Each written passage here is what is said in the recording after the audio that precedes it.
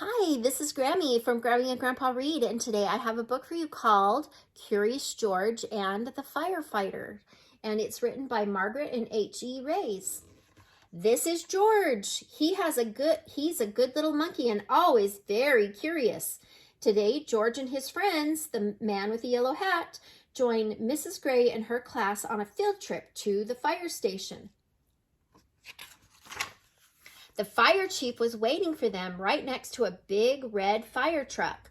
"Welcome," he said. He led everyone upstairs to begin their tour. There was a kitchen with a big table.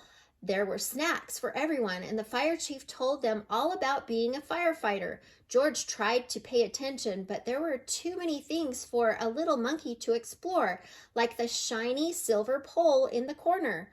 Where did that pole go? George was curious. Why, it went back downstairs. There was the big red fire truck. There was a map of the city, and there was a whole wall full of coats and hats and big black boots. George had an idea. First, he stepped into a pair of boots. Next, he picked out a helmet. And finally, George put on a jacket. He was a firefighter. Suddenly, bring! The firefighters all rushed in. "This is not my helmet," said one. "My boots are too big," said the other. "Hurry, hurry," called the fire chief. A bright red light on the map of the city told him just where the fire was. There was no time to waste, and so one by one the firefighters jumped into the fire truck, and so did George. The fire truck with all the firefighters sped out of the firehouse, and so did George. The sirens screamed and the lights flashed. The truck turned right, then it turned left. Woo, woo, woo, went the whistle, and George held on tight.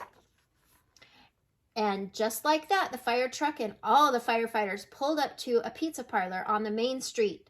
Smoke was coming out of the window in the back, and the crowd was gathering in the street. "Thank goodness you're here," cried the cook. The firefighters rushed off the truck and started unwinding their hoses. They knew just what to do, and George was ready to help. He climbed up on the hose reel. One of the firefighters saw George trying to help, and he took George by the arm and led him out of the way. "A fire is no place for a monkey," he said to George. "You stay here where it is safe." George felt terrible. George sat on the bench and looked around. Next to him on the ground was a bucket full of balls. George reached in and took one out. It fit in his hand just right, like the apple he had for a snack. A little girl was watching, and George tried to give her the ball, but she was too frightened. George took another ball and another. "Look," a boy said, "that monkey is juggling." The boy took a ball from the cage and tossed it to George, but it went too high. George climbed up it onto the fire truck to get it. Now George had 4 balls to juggle, and he threw the balls higher and higher. He juggled with his hands and he juggled with his feet. He could do all kinds of tricks. The boys threw another ball to George. George threw a ball back to the boy. The little girl reached down and picked up a ball too. Soon the children were throwing and catching back and forth.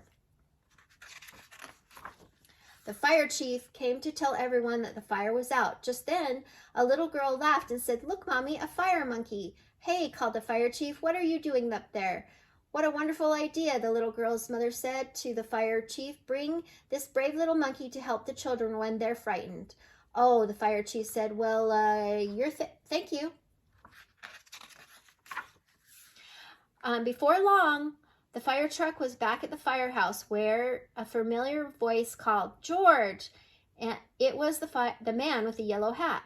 "This little monkey had quite an adventure," said one of the firefighters. "Is everyone all right?" said Mrs. Gray. "Yes, it was just a small fire," said the fire chief, "and George was a big help." Now the field trip was coming to an end, but there was one more treat in store. All the children got to take a ride around the neighborhood on the shiny red fire truck, and they each got their own fire helmet. Even George, and it was just the right size for a brave little monkey.